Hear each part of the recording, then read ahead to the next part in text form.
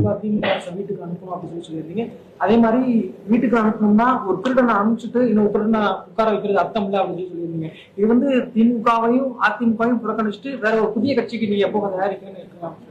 இல்ல, அப்படியும் எடுத்துக்கொள்ளலாம், அப்படி எடுக்கக்கூடாது என்றெல்லாம் பொருள் இல்லை. ஆனால் ஒரு ஆட்சி மாற்றம் ஏற்படுகின்ற பொழுது கடந்த ஒரு 30, 40, 50, 1967க்கு பிறகு இந்த கட்சிக்கு மாற்று அந்த கட்சி என்று இல்லாமல் நாங்கள் சொல்லக்கூடிய கூட்டணி தத்துவம், அதாவது இனிமேல் தமிழகத்துல ஒற்றை கட்சி ஆட்சி முறைக்கு ஒரு முற்றுப்புள்ளி வைக்கணும்.